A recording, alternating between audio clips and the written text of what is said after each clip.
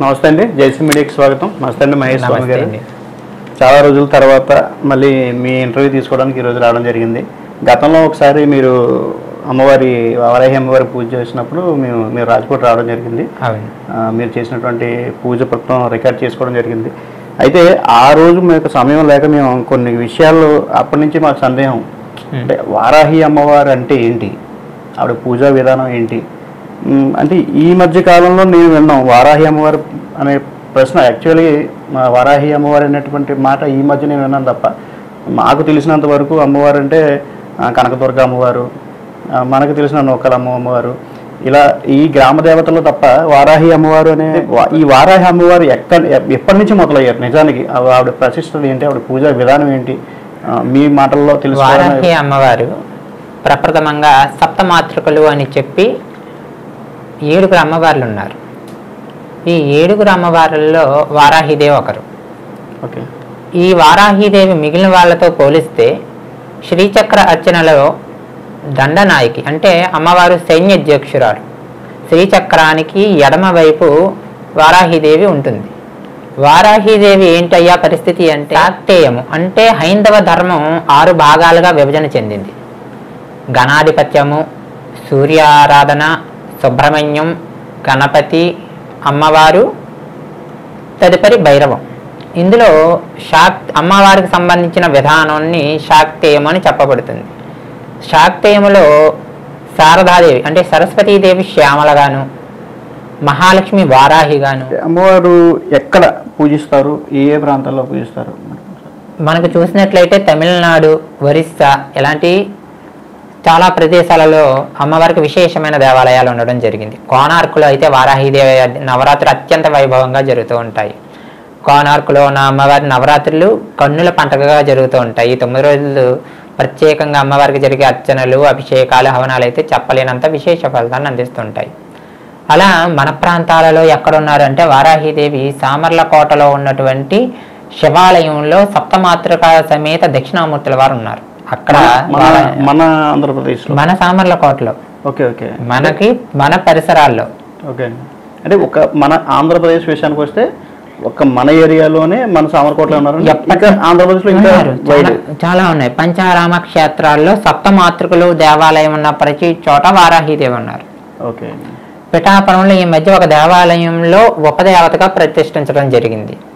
కాకినాడలో కూడా నూతనంగా ఒక చోట వారాహి దేవాలయాన్ని నిర్మించి ప్రతినిత్యం ఆరాధన చేయడం జరుగుతుంది. సో మీరన్న ఈ కార్యక్రమాలన్నీ కూడా ఈ యొక్క ఆలయాల్లో ఖచ్చితంగా ఇయర్లీ వన్స్.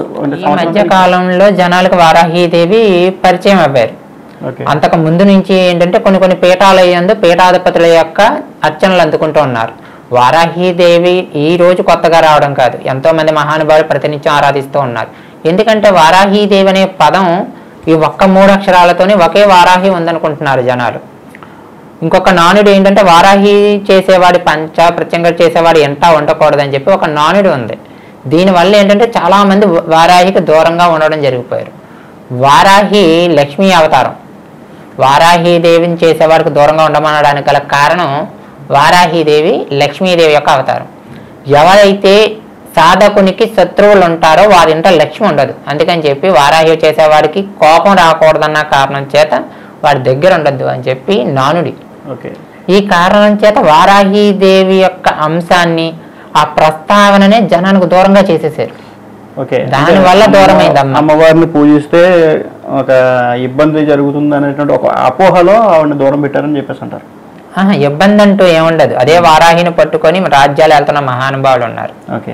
ఆవిడ ఒక సైన్యాధ్యక్షురాలు. ఆవిడ ఒక రాజుకి, ఒక మంత్రికి కావలసినటువంటి సమస్త సైన్యాన్ని ఇప్పుడు మీరు మాట్లాడుతుంటే నాకు వచ్చిన ఇదేంటంటే, రీసెంట్గా ఆంధ్రప్రదేశ్లో పవన్ కళ్యాణ్ గారు ఈ వారాహి అమ్మవారు అనేటువంటి ఒక దేవతను తీసుకొచ్చి ఒక విగ్రహాన్ని, ఒక వారాహితో పేరుతో ఒక వాహనాన్ని కూడా తయారు చేసి ఆయన విజయాన్ని సాధించారు. పవన్ కళ్యాణ్ గారికి ఈ విషయం ముందే తెలుసు అంటారా? తెలియకుండా ఆయన అంత అమూల్యమైనటువంటి అద్భుతమైనటువంటి కార్యక్రమం చేయరు. లలితా సహస్రనామంలో వారాహి వీర్యనందిత అని చెప్పి ఒక పదం చెప్తుంది. అంటే ఒక వీరత్వాన్ని నిలబెట్టేటువంటి దేవతని స్పష్టీకరణ ఉంది అక్కడ. సో పవన్ కళ్యాణ్ గారికి ముందుగానే అమ్మవారి గురించి తెలిసి పేరుని తీసుకున్నారని చెప్పేసి చెప్పుకోవచ్చండి. ఇక్కడ చక్కగా ఎవరైనా ఒక ప్రముఖులు ఒక అంశాన్ని తీసుకున్నప్పుడు దాని మీద పరిశోధన తీసుకొని ప్రయోగాత్మకంగా జరిగినటువంటి అంశాల ఆధారంగానే దాన్ని కేంద్రీకృతం చేస్తాం. ఒక శాస్త్రము ఒక పరిణితి ఎప్పుడు వస్తుందంటే ఒక 10 సార్లు అది సక్సెస్ రేట్ పొందినప్పుడు మాత్రమే దాన్ని తీసుకుని శాస్త్రంలో నిల్వ చేయబడుతుంది. కాబట్టి ఇది ఖచ్చితంగా ప్రయోగాత్మకంగా పరిశీలించబడినటువంటి సత్యం అది చూసుకోవచ్చు అంతే. సరే మహేష్ స్వామి గారు, ఇప్పుడు అమ్మవారు రకరకాల ప్రదేశాల గురించి మాట్లాడుకున్నాం. మన ఆంధ్రప్రదేశ్లో మన చాలా ప్రదేశాలు చెప్పారు. అసలు మన రాజుపూడి గ్రామంలో వారాహి అమ్మవారి పూజ చేయడం ఎన్నాళ్ళ నుంచి స్టార్ట్ చేశారు మీరు? మేము మన పీఠంలో 2002వ సంవత్సరం నుంచి ప్రతి ఏటా కూడా వనదుర్గా మహాదేవికి ప్రత్యేకంగా నవరాత్రులు నిర్వహించడం జరుగుతుంది. వనదుర్గా మహాదేవి ఈ వారాహి అమ్మవారు ఒకటేనా సార్? లేదు, వనదుర్గా అమ్మవారు మహారాణి. ఓకే. ఆవిడికి సైన్యాధ్యక్షురాలుగా వారాహిదేవి ఉంటుంది. ఓకే. అలా మంత్రినీదేవి రాజశ్యామల అమ్మవారు ఉంటారు. అది ఒక సంస్థానం, ఆవిడ మహారాజ్య సంస్థానం. ఈ కారణం చేతే మహారాణికి చతురంగాలతోని ఘనంగా ఊరేగింపు చేయించాలన్న నాకు, నా శిష్య బృందానికి, మా సభ్య బృందానికి ఉన్నటువంటి కోరికతో పోయిన సంవత్సరం గజ, రథ, త్వరగ, పాదాదులతో అద్భుతంగా అమ్మవారికి గజారోహణ సేవ నిర్వహించడం కూడా జరిగింది. ఓకే. అయితే ఇప్పటికి ఎన్ని సంవత్సరాల నుంచి సార్? 2002 అంటే ఇప్పటికి 21 సంవత్సరాలు పైబడి వారాహి ఆరాధన జరుగుతుంది. ఇప్పటి వరకు మీరు చేసిన కార్యక్రమాల్లో హైయెస్ట్ గత సంవత్సరం చేసిన గజారోహణ సేవ. అవును, గజారోహణ సేవ అమ్మవారి యొక్క అంటే మాకు మన పీఠంలో ప్రతి ఆషాఢ పాడ్యమి అంటే వారాహి నవరాత్రుల ప్రారంభం నుండి విజయదశమి వరకు ఎన్ని రోజులైతే అన్ని రోజులు కూడా చండీ హవనం జరుగుతుంది. ఓకే. ఈ చండీ హవనం నవరాత్రుల్లో మీరు టార్గెట్ చేసుకుని చేస్తారు? ఈ నవరాత్రుల నుంచి ఆ నవరాత్రుల వరకు. ఓకే. అంటే ఆషాఢ మాసం ప్రారంభం నుండి విజయదశమి పర్వదినం వరకు కూడా ఎన్ని రోజులైతే అన్ని రోజుల మధ్యలో అధిక మాసాలు రావచ్చు, ఏమైనా కావచ్చు. నిత్యాగ్నిహోత్రం ఈ కాలం అంతా నిత్యాగ్నిహోత్రము. ప్రతిరోజు దశ మహావిద్యా దేవతలకి, చతుష్షష్ఠి యోగిని దేవతలకి, అష్టోత్తర పీఠ దేవతలకి, అష్టాదశ శక్తి పీఠ దేవతలకి, శటావరణ దేవతలకి, మొత్తం ఏకాదశ దిక్పాలక దేవతలతో సహా ప్రతి దేవతకి కూడా ఈ 100 రోజులు ఖచ్చితంగా అద్భుతంగా మా శక్తి కొద్ది. సో సుమారుగా 100 రోజులు దాటి ఈ కార్యక్రమాన్ని చేస్తారు. ఈ సంవత్సరం 100 రోజులు పడింది స్వామి. పోయిన సంవత్సరం 138 రోజులు చేసాం. అంటే అధిక మాసం వస్తే రోజులు పెరుగుతాయి. తెలుగు సంవత్సరాల ప్రకారం మీరు డేస్ మనకి ఏంటంటే ఆషాఢ మాసం నుంచి విజయదశమి వరకు ఎన్ని రోజులు వస్తే అన్ని రోజులు ఖచ్చితంగా క్రతువు సాగుతుంది. ఈ సంవత్సరం మన రాజపూడి గ్రామంలో ఈ వనదేవి అమ్మవారి పూజల్లో భాగంగా ఈ వారాహి అమ్మవారి పూజ చేసేటువంటి విధానం ఎప్పటి నుంచి మొదలు పెడుతున్నారు? ఏ అంశాలు దీంట్లో ఉండే అవకాశం ఉంది? దీని గురించి పూర్తిగా ఈ సంవత్సరం వచ్చి 5వ తారీఖు ఆషాఢ మాసానికి ముందు వచ్చేటువంటి అమావాస్య. ఈ రోజున ఈ గ్రామంలో నిర్వహించేటువంటి 100 రోజుల క్రతువు కూడా ఎక్కడా ఇబ్బందులు లేకుండా గ్రామం సౌఖ్యంగా ఉండి సకాలంలో వర్షాలు పడాలన్న భావనతో గ్రామానికి అధినాయిక అయినటువంటి రవలమ్మ అమ్మవారికి ఆ రోజు బూర్లు పోత అనేది ఉంటుంది స్వామి. ముందు రోజే 1008 బూరెలు, గారెలు, అరుసులు, పోకుండలు, పొంగడాలు, ఇలా వివిధ రకాలైనటువంటి పిండి పదార్థాలు, తినుబండారాలు, ఫలాలు ఇవన్నీ కూడా తీసుకొని వచ్చి అమ్మవారికి ఆలయ శిఖరం నుండి అభిషేకం చేయడం జరుగుతుంది. ఈ సందర్భంలో సంతానం కావాలనుకున్న వాళ్ళు ఎవరైనా ఉంటే అమ్మవారి ఆలయ శిఖరానికి కట్టడానికి చీర, బూరెలు పట్టుకొని వచ్చి బూరెలు కొంగు పట్టడం వల్ల ఈ అమ్మవారి ప్రసాదం అందుకున్న వాళ్ళకి సంతానం కలుగుతుంది. ఇది ఇందా నేను కొన్ని సందర్భాల్లో మీకు ఎలా అయితే ప్రామాణికం అని చెప్పానో, గత ఇన్ని సంవత్సరాలుగా అంటే మేము ఆలయం మీద బూరెలు పోయడం దగ్గర నుంచి చూస్తున్న ప్రతి సంవత్సరం కూడా బూరె పట్టుకున్న వారికి ఫలితం దక్కింది. గమనించుకోవాల్సిన విషయం ఏంటంటే ఏ ఒక్క చోట కూడా 100కి 100 మార్కులు ఎవరికి రావు. ఏదో ఒక చోట ఒక మైనస్ ఉంటుంది, దాన్ని పట్టుకొని బోధనలో చూసుకోక్కర్లేదు. నమ్మకం లేకుండా బూరె తింటే అనేది కాన్సెప్ట్ కాదు ఇక్కడ. అంటే యోగ్యత ఉండాలి, నమ్మకము ఉండాలి, శ్రద్ధ, భక్తి అన్నీ ఉండాలి. ఒక అమృతాన్ని తీసుకుంటే ఇది విషమని తిన్నట్లయితే కంఠం దగ్గరనే మనమే అనీజీనెస్ గా ఫీల్ అయ్యి కక్కేస్తాం. అది అమృతమే కావచ్చు, నీకు నమ్మకం లేకపోతే అది ఫలించదు. ప్రతి విత్తనము కూడా పండదు. ఒక వ్యవసాయంలో ఒక రైతు 100 విత్తనాలు జల్లితే 100 విత్తనాలు మొలకెత్తేస్తాడు, కుబేరుడు అయిపోతాడు. పక్షులు తినే ఉంటాయి, పళ్ళిపోయినవి ఉంటాయి. కాబట్టి దేవతా అనుగ్రహం ఎంతవరకు ఉందనేది పరిశీలన చేసుకోవాలి. దోష నివారణ మనం ఎంతవరకు చేసుకుంటానికి మన సాయశక్తిలా భక్తిపూర్వకంగా వెళ్తున్నాం అనేది దృష్టిలో పెట్టుకొని పాల్గొనాలి తప్ప ప్రతి దాన్ని జూమ్ చేసుకొని లైవ్ బై యాడ్లో మైక్రో ఆర్గానిజం చూపించినట్లుగా చూసుకోకుండా అందిన వారి అందరికీ కూడా సజావుగానే అమ్మ అందిస్తుంది. యోగ్యత ఉన్న వాళ్ళందరికీ కూడా ఈ దోషాలు ఏమైనా ఉన్నట్లయితే పోతాయి. ఆ రోజు చేసేటువంటి ఈ క్రతువు తర్వాత పాడ్యం రోజు అగ్ని మదనం నిర్వహించి అగ్నిహోత్రం ప్రారంభించడం జరుగుతుంది. ఈ రోజు నుంచి ప్రథమంగా ప్రతిరోజు కూడా గణపతి పంచావరణ అర్చన జరుగుతుంది. ఈ గణపతి పంచావరణ అర్చన అనేది కొత్తగా ఉంటుంది మన ప్రాంతంలో, ఎవరికి తెలియనటువంటి అర్చనా విధానం. గణపతి పంచావరణ ఏంటి? మీరు ఏ పూజ చేసినా గణపతితో స్టార్ట్ చేయడం అనేది పరిపాటిగా గణపతి పంచావరణ ఏంటి పదం కొద్దిగా చాలా అంటే ఇవి కొన్ని మంత్ర విధానంలోని అర్చనా విధానాలు గుప్తంగా దాచేశారు. ఈ గణపతి చతురావతి తర్పణ విధి పంచావరణ అని చెప్పి గణపతికి చాలా విశేషం. ఏంటంటే గణపతికి కేతుగ్రహ దోషాన్ని కంట్రోల్ చేసేవాడు గణపతి. కేతువుకి గణపతికి సంబంధం ఏంటంటే ఏ పనైనా కంప్లీట్ కావాలంటే కేతుగ్రహ అనుగ్రహం ఉండాలి. కేతువు మీకు అనుకూలంగా ఉండాలంటే గణపతి అనుగ్రహం ఉండాలి. కాబట్టి ఎక్కడా కూడా ఇబ్బంది కలగకుండా కార్యక్రమం సజావుగా సాగాలి. ఈ కార్యక్రమంలో పాల్గొనే ప్రతి ఒక్కరికి కూడా సరైనటువంటి ఫలాలు అందాలన్న భావన చేత గణపతి పంచావరణ ఇచ్చి తర్పణ విధి కూడా నిర్వహించబడుతుంది. తరువాత శటావరణార్చన అంటే సుబ్రహ్మణ్యేశ్వరుడు. ఈ భాగంలో సుబ్రహ్మణ్యేశ్వరుడు 6 ఆవరణలకు సంబంధించి అర్చన చేస్తాం. ఎవరికి ఉపయోగపడుతుంది అయ్యా శటావరణ అర్చన?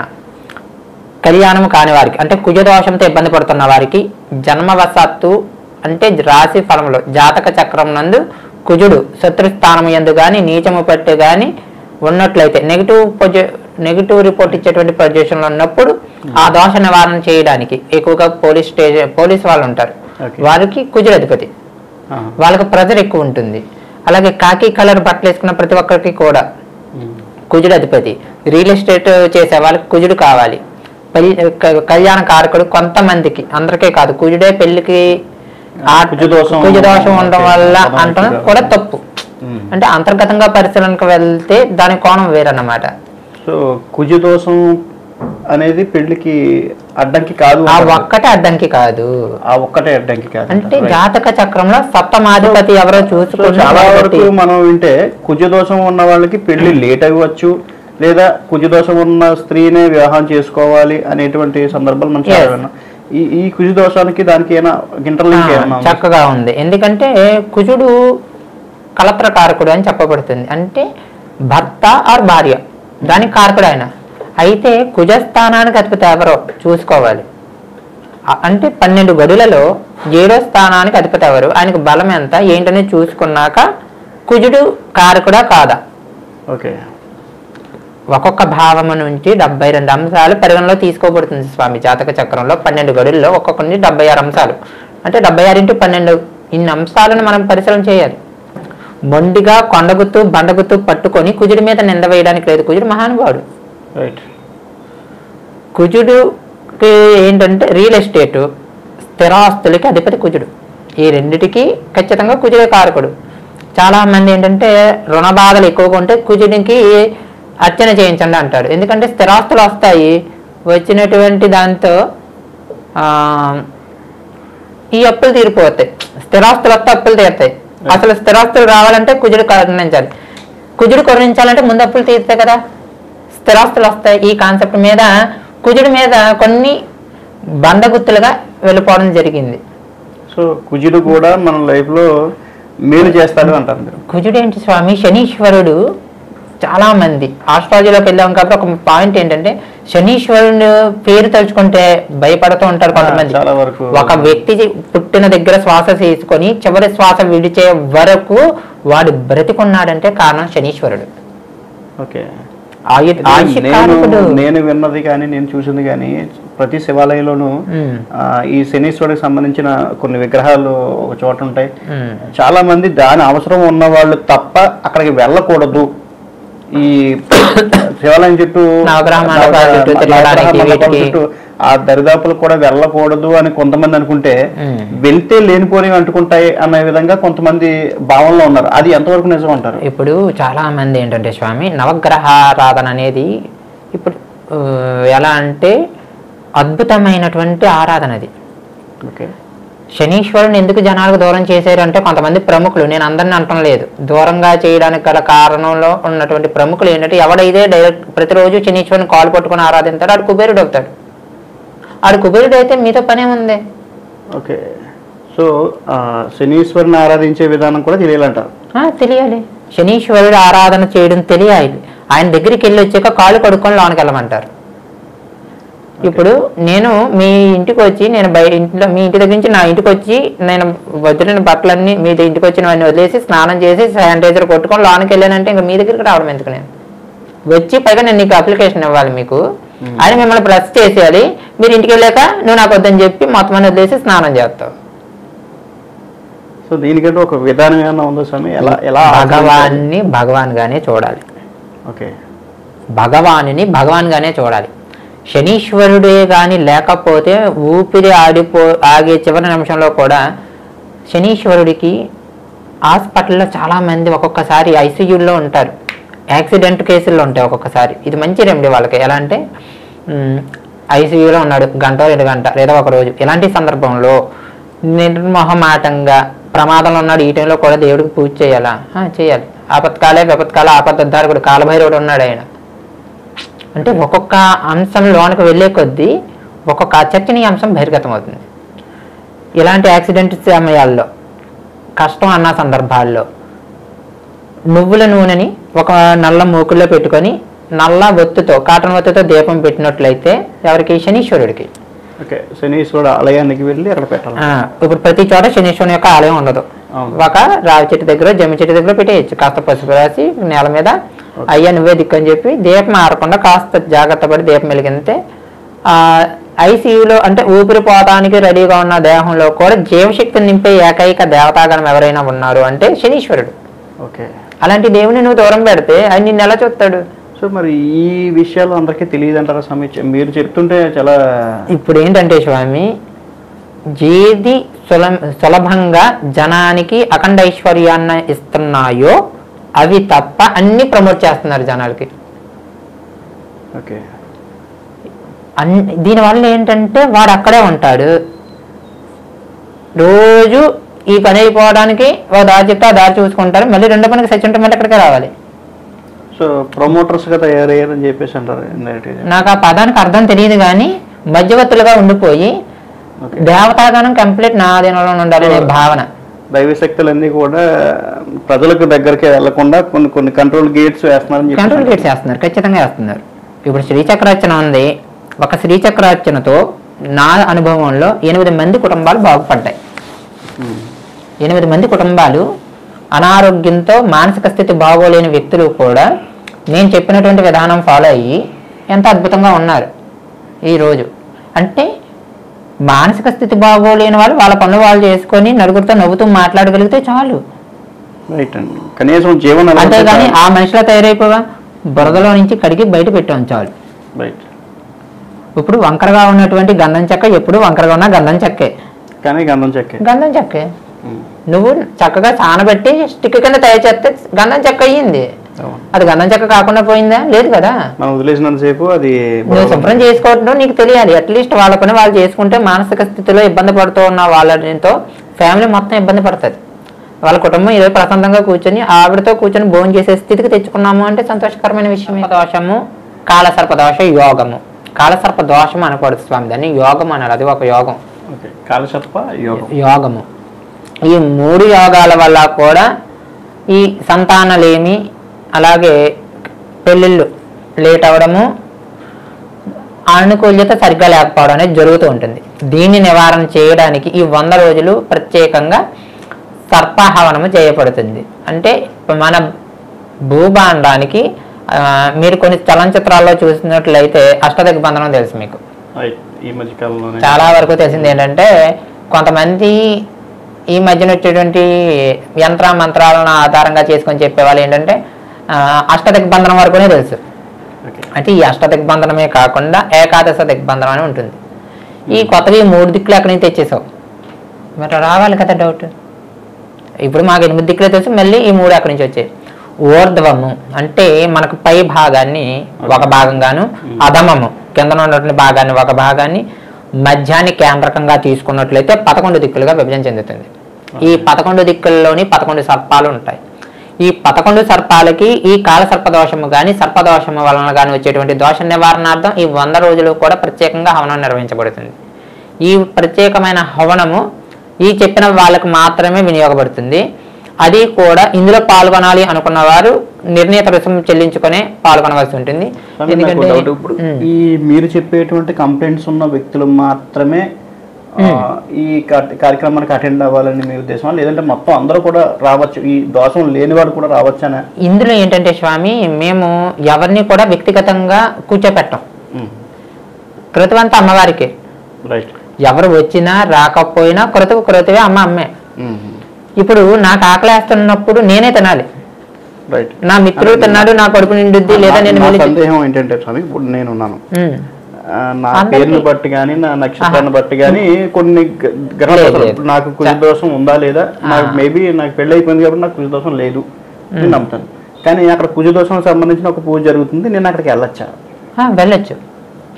దేవతారాధన ఎప్పుడు కూడా పాజిటివ్ వైబ్సే వస్తాయి. అది కుజుడు. నేను విన్న ఇదేంటంటే చాలా మంది, అది ఎంతవరకు వాస్తవం నాకు తెలియదు, ఒక కుజ దోషం జరుగుతుంది, కుజ దోషానికి సంబంధించిన పూజ శాంతి పూజ జరుగుతున్నప్పుడు అక్కడికి కుజ దోషం లేని వ్యక్తులు వెళ్తే ఆ జరుగుతున్నటువంటి వ్యక్తికి సంబంధించిన దోషాన్ని ఎవరైతే కుజ దోషం లేదు అన్నటువంటి వ్యక్తికి ట్రాన్స్ఫర్ అవుతుంది అని చెప్పేసి ఒక నమ్మకం. అది వాస్తవంగా అవ్వచ్చు, వాస్తవం కాకపోవచ్చు, అది ఒక నమ్మకంగా నేను విన్నాను. అది ఎంతవరకు నిజం? ఒకటి స్వామి, ఎప్పుడూ కూడా ఒక ఆరాధనలో జరుగుతున్నప్పుడు చూడడం వలన కానీ లేదంటే వాళ్ళకి ఎదురు రావడం వలన కానీ, కొంతమంది అర్చన చేసుకుని వస్తున్నప్పుడు గమని అర్చన జరిగిందని చెప్పి పక్కకు వెళ్ళమంటారు. ఈ పక్కకు వెళ్ళాలి అనే అంశం ఎప్పుడు పడుతుంటే అమ్మవారికి బలి నివేదన అని ఉంటుంది. కోశమాండ బలి అవ్వచ్చు, జంతు బలి అవ్వచ్చు, ఏ బలి అయినా అమ్మవారికి ఎదురు ఉండకూడదు. ఆ సందర్భాల్లో రోడ్డుకి ఎవరు ఉండకూడదు. ఆ సందర్భంలో తప్ప ఎట్టి పరిస్థితుల్లోనూ ఇలాంటి అంశాలు చర్చించుకోక్కర్లేదు. వెళ్ళినా పర్వాలేదు కాదు స్వామి.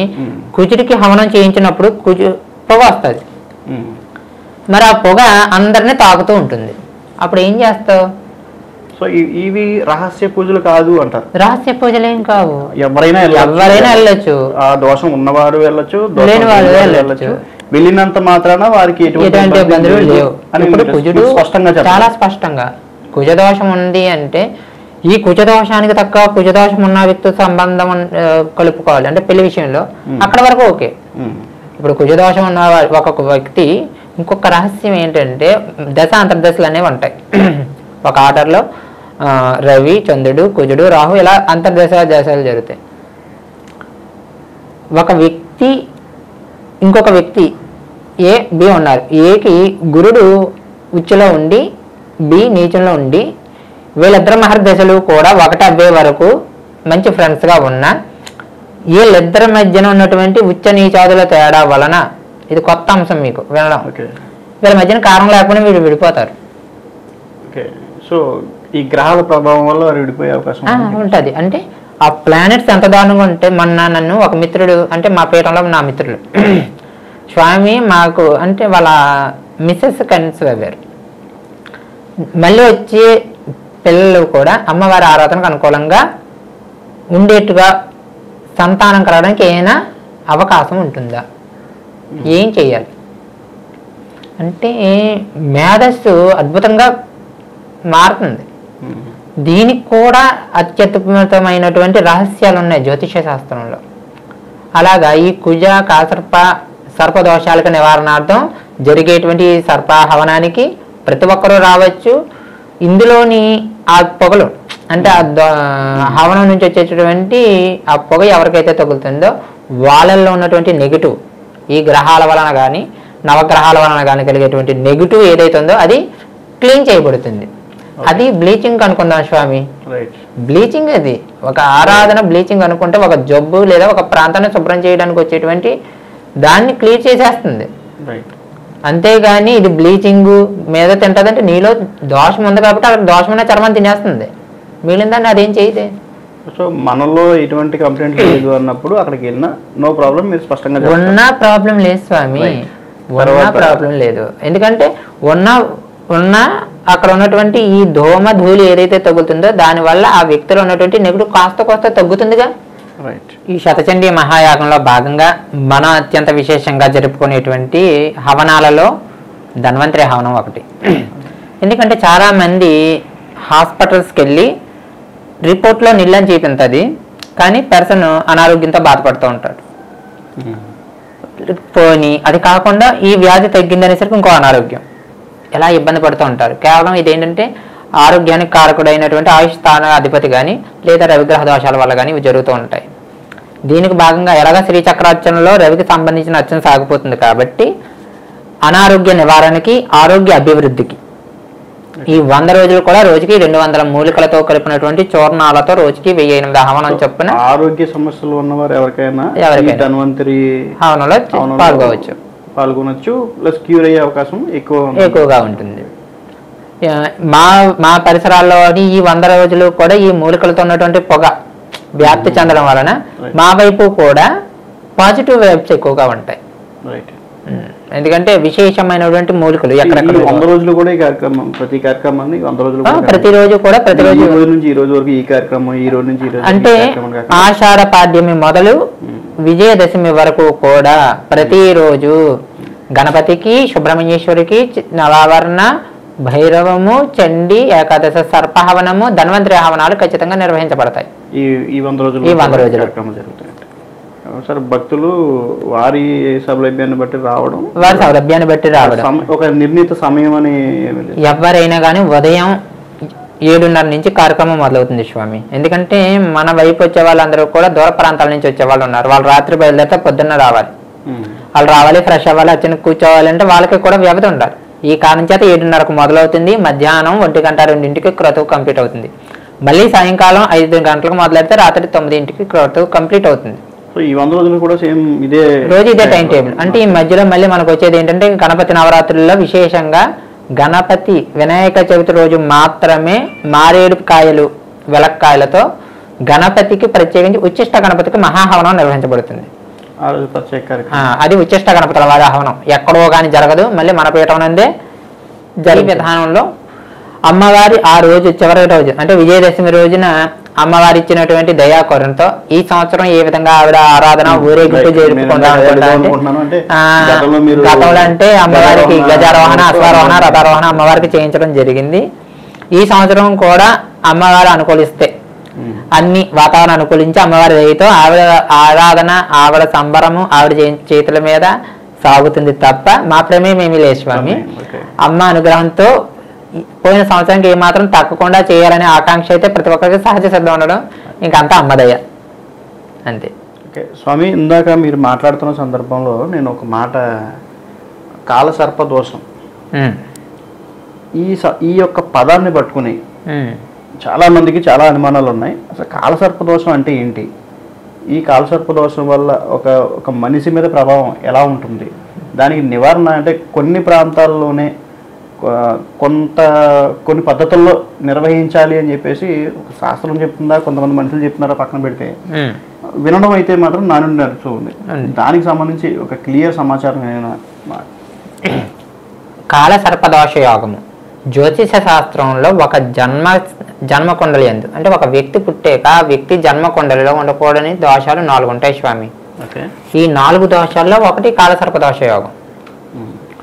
కాలసర్పదోషము అంటే రాహుకి కేతువుకి మధ్యలో 7 గ్రహాలు ఉండిపోతాయి, లేదా ఏదో ఒక గ్రహం బయట ఉన్నా కానీ కాలసర్పదోషం వర్తింతుంది.